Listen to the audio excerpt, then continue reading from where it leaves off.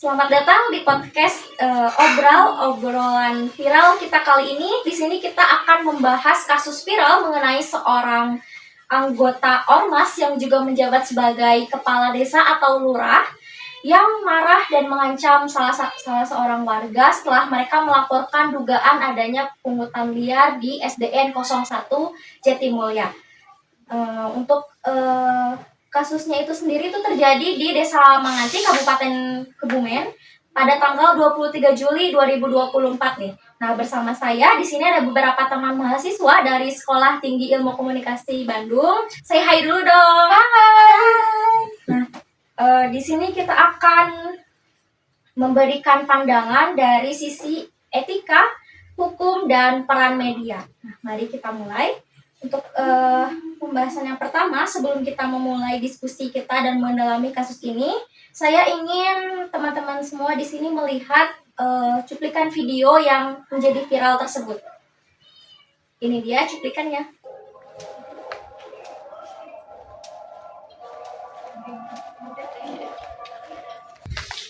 Mana rumah gue nih? Sebelah situ, Pak. Sebelah sini? Ya.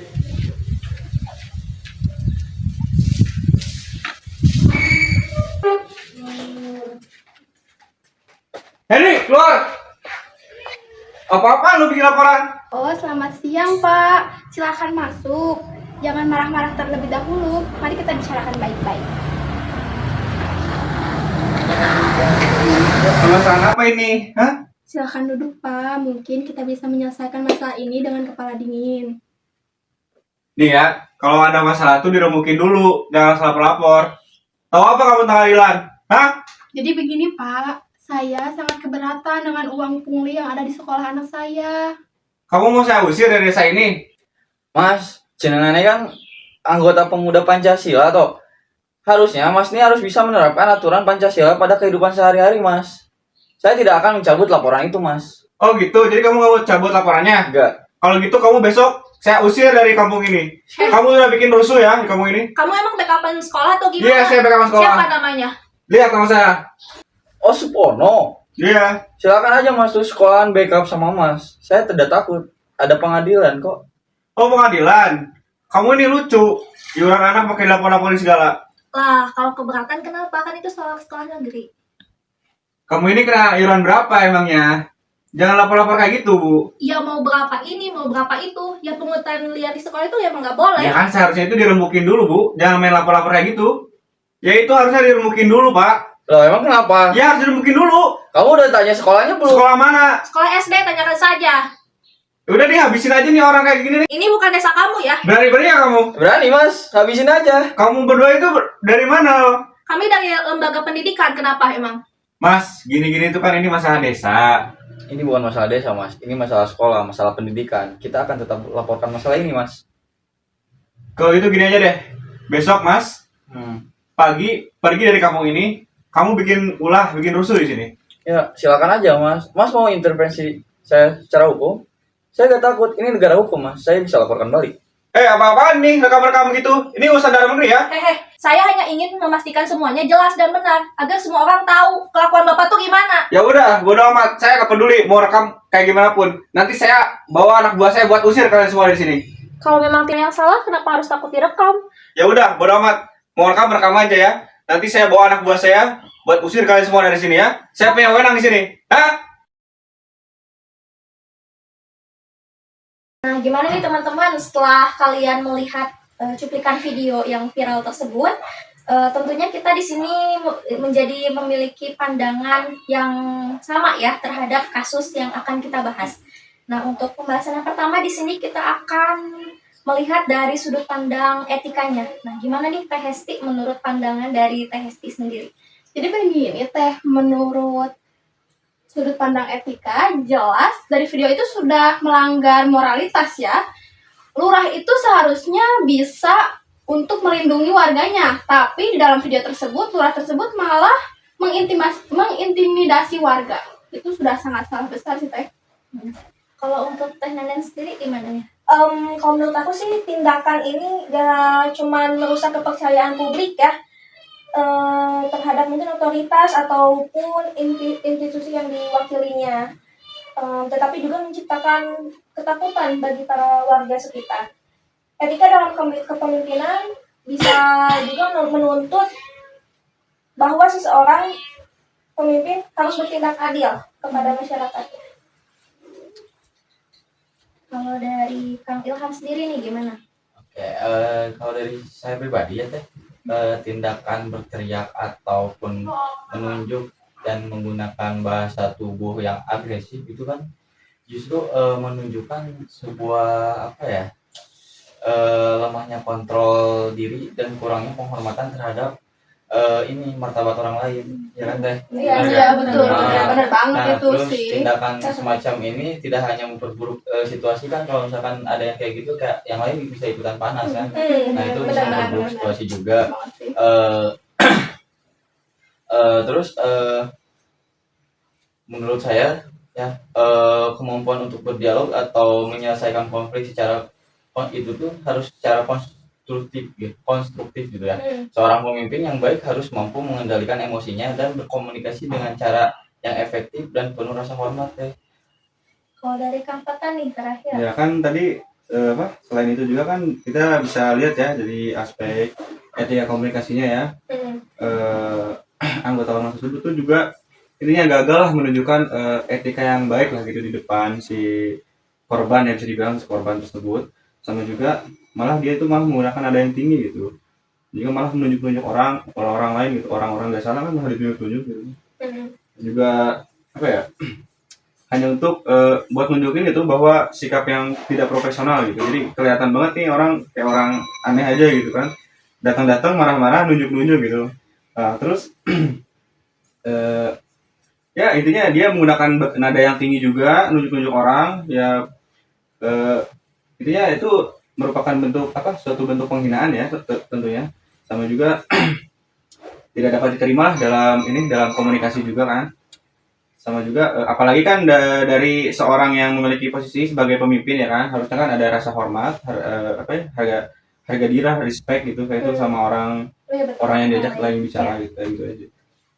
Berarti teman-teman di sini setuju ya kalau misalkan lurah tersebut melakukan pelanggaran prinsip moralitas dan integritas dalam kepemimpinannya gitu. Nah, sekarang kita lanjut ke pembahasan yang kedua ya, dari segi hukum. Nah, bagaimana tindakan lurah ini bisa dikategorikan dan apakah ada pelanggaran hukum yang mungkin terjadi dan bagaimana sih seharusnya hukum merespon kasus tersebut gitu. Mau dari siapa dulu boleh? Aku boleh? Ya. Menurut saya sih saya setuju banget ya. Jika dilihat dari mungkin aspek hukum, ada beberapa pelanggaran yang dikaitkan dalam kasus ini. Yang pertama, ancaman yang dilakukan oleh ormas itu sendiri yang berupa intimidasi ya kepada masyarakat, gitu kan, itu gak etis banget gitu kan.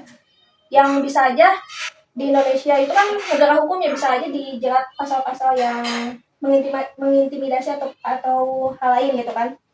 Lalu satu lagi, pasal pidana terkait pemerasan itu juga bisa kan, itu suatu ilegal ya, nagih-nagih uang iuran apalagi ke anak sekolah gitu kan. Nah itu menurut saya sih gitu. Ada tambahan mungkin dari yang lain boleh? Izin menambahkan teh. Jadi yang kedua, jika ada bukti pemungutan liar kan itu udah cikal bakal adanya korupsi kan di dalam sekolah itu. Nah itu benar-benar wajib ditindaklanjuti tuh harus kasusnya. Takutnya benar ada korupsi maka harus segera dibasmi. Wah, sangat menarik nih. Nah, untuk lebih dalam, coba mari kita lihat salah satu berita yang membenarkan adanya dugaan pungutan liar yang terjadi di SDN 01 Jatimulyo ini. Di sini untuk linknya ada dari situs sindonews.com, bisa dilihat. Nah, gimana deh menurut teman-teman? Aku mau berpendapat ya di sini. Menurut saya pribadi ya, menurut saya sudah menjadi hal yang biasa ya, udah lumrah lah gitu terjadi di Indonesia. Kalau misalkan ketika ada kasus viral baru itu tuh ditangani gitu. Ini langsung gercep lah itu. Iya gitu. Itu merupakan sebuah kelemahan yang sedang ada di negara kita ini. Terus terbukti juga setelah adanya salah satu orang tua siswa yang berani melaporkan adanya pungutan liar ini. Nah, terus yang terjadi di salah satu sekolah dasar kan ini. Nah, Nah, terus membuat serangkaian orang tua siswa yang lain ini berani untuk membicarakan hal ini yang terjadi ini nih. Terus pada akhirnya membuat pihak sekolah dan pemerintah memutuskan untuk menghapus semua bentuk biaya pemungutan. Dari Kang Patan? Ya kan ini kan soal pemungutan ya, mungkin istilah yang dikenal dalam kerangka sumber anggaran sekolah ya, menunjukkan peraturan ini kan berlaku untuk memperbolehkan untuk apa? Namun peraturan yang berlaku hanya kan buat memperbolehkan pemungutan sekolah swasta ya. Baik kita tahu kan kampus kita swasta kan, jadi kalian juga pada tahu lah. Dan sama ketentuannya itu juga udah tersebut gitu, diatur sama pasal 5 ya kalau nggak salah. Ini koreksi nih ya teman-teman. Iya. Pasal 5 dan ayat 6 Perkemdikbud nomor 4 tahun 2012 intinya tentang pemungutan nih dan sumbangan biaya pendidikan pada santunan pendidikan dasar. Kayak gitu aja sih. Oke. Dari Teh Nenden atau Teh Hesti ada tambahan lagi? Oh iya, ada satu lagi Teh. Saya juga pernah ngeliat video gitu ya, video klarifikasi yang dilakukan oleh, padahal itu tuh kayak korban gitu. Ya itu Bu Herni kalau nggak salah, Bu Herni atau Bu Heni gitu kan. Kalau yang menyatakan bahwa pihak sekolah itu emang terang-terangan sering gitu memungut uang anggaran yang berdalih mungkin infak atau apalah ya. Tapi ya justru pihak sekolah tuh malah gimana ya, malah ngedukung gitu. Padahal kan itu harusnya emang salah kan.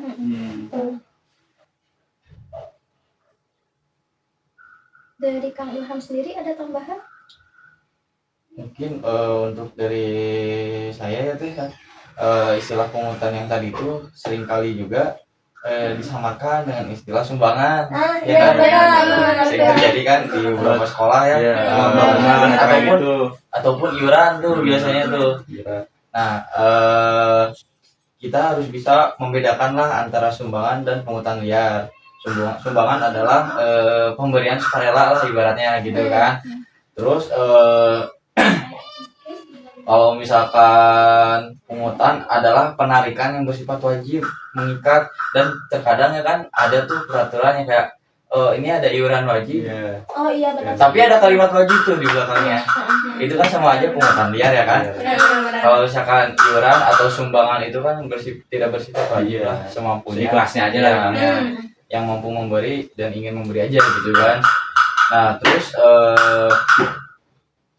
bahwa sekarang bahwa pihak sekolah tuh telah menentukan jumlah iuran terkadang itu yang harus dibayarkan kepada orang tua. Dipatok gitu ya. Jadi harusnya kan namanya iuran itu kan sikasnya gitu, tapi sekarang malah dipatok jadi ya. kayak kewajiban ya, padahal ya. Oke, baik. Nah, kasus seperti itu tuh sebenarnya udah ada undang-undangnya dan ada aturannya lah gitu kan. Kalau pungli itu adalah salah satu bentuk korupsi. Nah itu udah di garis bawahi ya bahwa pungli itu bentuk korupsi lah gitu, tindakan korupsi. Nah apabila pungli dilakukan oleh pegawai negeri, misalnya guru lah yang udah jadi PNS gitu kan, nah maka pelaku pungli tersebut dapat dikenakan pasal 12 huruf E Undang-Undang nomor 20 tahun 2001 tentang tindak pidana korupsi yang bunyinya yaitu pegawai negeri atau penyelenggara negara dengan maksud menguntungkan diri sendiri atau orang lain secara melawan hukum atau dengan menyalahgunakan kekuasaannya memaksa seseorang memberikan sesuatu, membayar atau menerima pembayaran dengan potongan atau untuk mengerjakan sesuatu bagi dirinya sendiri, dipidana dengan pidana penjara seumur hidup atau pidana penjara paling singkat 4 tahun dan paling lama 20 tahun. Dan bukan hanya itu ya teh, ada juga denda pidana yaitu paling sedikitnya 200 juta rupiah. Aduh, gede banget ya. Paling sedikit dan paling besar adalah 1 miliar. Karena kan biasanya untuk anggaran sekolah ini ya, apalagi kalau sekolah negeri itu kan biasanya udah berasal dari negara ya, itu karena dari bantuan operasional sekolah atau BOS yang bisa disingkat itu, atau enggak anggaran pendapatan belanja negara atau APBN. Jadi seharusnya kalau untuk sekolah negeri itu enggak ada lagi tuh pemungutan iuran lagi gitu. Tapi kenapa kan yang dipertanyakan ya untuk sekarang tuh jadi banyak sekali sekolah-sekolah yang menarik iuran dari Orang tua murid ya. Baik, jadi untuk sisi hukumnya itu sendiri dapat kita simpulkan juga bahwa tindakan melaporkan pelanggaran hukum yang terjadi seperti pungli itu adalah hak setiap warga yang harus dilindungi oleh hukum. Nah, jadi kita tidak perlu takut untuk melaporkan hal yang memang sudah melanggar peraturan yang telah ditetapkan oleh negara kita itu sendiri. Karena ketika seseorang itu mencoba untuk menghalangi hak tersebut, maka itu bisa dihadapkan pada konsekuensi hukum yang serius. Nah, sekarang mari kita beralih untuk membahas peran media dalam kasus ini nih. Nah, bagaimana menurut teman-teman mahasiswa di sini media itu seharusnya melaporkan kasus-kasus seperti ini tuh bagaimana sih agar tetap objektif dan tidak memprovokasi? Gitu. Mulai dari siapa dulu boleh? Tapi mungkin dari sisi media, kasus ini menarik ya, karena bisa mengungkapkan Kasus-kasus yang lain kasus viral yang lain. Biar bisa keangkat gitu kasus Iya. yang ada ini ya. Kan sekarang kalau nggak viral nggak akan Ya, iya. dibahas. Iya, betul. Maaf ya, tapi emang realitanya begitu. Ya. Sekarang itu kalau nggak viral tuh polisi nggak akan ngusut tuntas. Jadi mau nggak mau Iya. kita harus Ngeviralin. viralin Iya. sih. Tapi ini jangan ini ya. Dalam hal ini media juga telah berhasil gitu ya menarik perhatian terhadap kasus-kasus seperti ini. Tetapi seharusnya mereka juga emang harus agak berhati-hati lah ya, agar memberikan informasi yang takutnya hoax atau bisa disalahartikan gitu kan, jadinya ambigu gitu. Selain itu penting juga memberikan ruang bagi semua pihak untuk bisa menyuarakan suaranya gitu ya, opininya, agar publik tuh mendapat gambaran secara real, secara utuh gitu kan. Sudah jelas lah ini ya. Secara transparan lah. Transparan. Boleh yang Kang Ilham atau Kang Fatan? Boleh dulu. Enggak, TSD dulu. Jadi, namun di dalam artikel Suara.com tersebut juga kan ada clickbait ya. Jadi setelah saya telusuri kan judulnya tuh ormas kan ya. Iya. Tapi ternyata setelah saya telusuri ternyata si Supono ini itu lurah, beneran lurah, dan menurut saya berita ini udah termasuk ke clickbait kan ya. Jadi mungkin bisa lebih diperbaiki lagi agar masyarakat juga tidak ragu lah nantinya ke media-media ini. Terus dalam artikel tersebut juga ada beberapa komentar, menyoroti komentar netizen yang tidak ditampilkan bahwa komentar itu dari mana, dari platform mana, siapa yang mengunggahnya, dan siapa yang berkomentarnya itu benar-benar tidak ada transparansi data. Nah, begitulah. Nah mungkin dari apa kelanjutan dari yang tadi tes dibahas ya, di media juga seharusnya tuh lebih transparan dan akurat ketika membuat berita gitu kan. Terus dalam menyajikan informasinya juga terus harus memperlihatkan data yang konkret gitu. Nah mengenai rincian segala macam gitu kan, di situ ada beberapa berita yang memang isinya tuh tidak sesuai data dan faktanya gitu loh. Ada iuran dan segala macam tapi tidak ada nominal Tidak keterangan, jelas keterangan iurannya berapa, iuran itu gitu, nominal dimaksudnya apa. kapan, dananya untuk Ya, apa mungkin benar ya. seperti itulah. Nah terus dan ini tuh digunakan untuk apa gitu kan, si dana itu kan nggak ada ya, nggak ada pembahasan segala macam. Nah dengan memberikan informasi yang lengkap dan jelas, masyarakat akan memiliki landasan yang lebih baik gitu teh untuk menilai situasi secara objektif gitu. Jadi tidak ada komentar-komentar yang memang menggiring opini tidak benar gitu. Iya, sama jadi fitnah ya. Iya, fitnah gitu kan. jadinya. Gitu. Nah, terus transparansi dan akurat sangat penting teh agar publik tidak hanya terpengaruh oleh narasi yang dibentuk. Kayak misalkan beritanya kurang lengkap, ada provokator yang mengomentari. Ya. Ketika ada yang baca dan memang bisa aja kan itu Ya, orang-orang beda-beda ya secara pemahaman Iya, ya. betul. ya gitulah, bisa aja terbawa opini dari komentar tersebut. Nah mungkin seperti itu teh untuk media ya. Karena memang terkadang penulis itu sendiri ya, untuk terutama jurnalis itu akan membentuk narasi mereka sendiri. Iya, Jadi betul. baik lagi kita memang harus bisa menyeleksi apa yang kita dapat terutama dari sosial media sih. Nah, jadi untuk diskusi kita pada hari ini kita bisa melihat betapa kompleksnya sih kasus ini dan dari berbagai sudut pandang. Nah, ada pelanggaran etika, potensi pelanggaran hukum, dan tanggung jawab besar yang diemban oleh media gitu dalam melaporkan kasus seperti ini. Nah, terima kasih kepada teman-teman mahasiswa semua yang telah bergabung dengan kami dalam podcast obrolan viral kita kali ini. Sampai jumpa di episode selanjutnya. Stay healthy, sampai jumpa. Bye.